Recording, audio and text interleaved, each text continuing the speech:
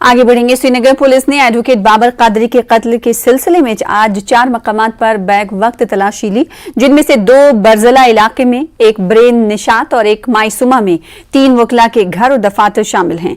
मज़कूरा कत्ल केस की तफ्तीश को आगे बढ़ाने के लिए वकील मियां अब्दुल क़य्यूम, मुजफ्फर अहमद और मंजूर अहमद डार के घरों की तलाशी ली गई। एग्जीक्यूटिव मजिस्ट्रेट्स की मौजूदगी में की गई तलाशियों में कानून के मुताबिक तमाम तरीक़ेकार पर अमल किया गया। तलाशी के दौरान डिजिटल डिवाइसेज, बैंक स्टेटमेंट, जायदाद की फरोख्त के मुआहदे, मशकूक किताबें और दीगर मुतल्लका मवाद कब्जे में लिए गए। इस मामले में अब तक 5 मुलजमीन को चार्जशीट किया गया है और उनके खिलाफ मुकदमा चल रहा है।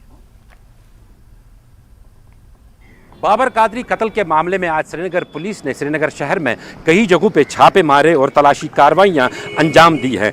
यहाँ पे अगर हम बात करें तो श्रीनगर शहर में 3 जो एडवोकेट हैं, नामी एडवोकेट जो हैं, उनके घरों पे छापे पड़े। सबसे पहले जो छापा पड़ा था वो मियां अब्दुल क़य्यूम जो हैं, जो फॉर्मर प्रेसिडेंट भी रहे हैं बार एसोसिएशन के, बरजुला में उनके घर पर छापा पड़ा।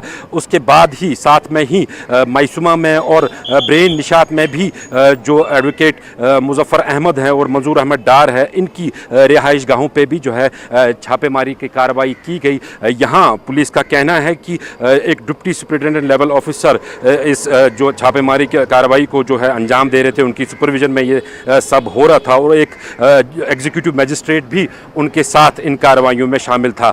पुलिस के बयान के मुताबिक जो पुलिस के हाथ काफ़ी अहम सुराग इस मामले में लगे हैं, जिनमें digital devices, bank statements, property sale agreements और काफ़ी सारी किताबें भी और इररिलेवेंट मटेरियल जो है वो पुलिस के हाथ यहाँ पे लगा है। जहांगीर अजीज के साथ परवेज भट्ट, न्यूज़ 18 कश्मीर, श्रीनगर।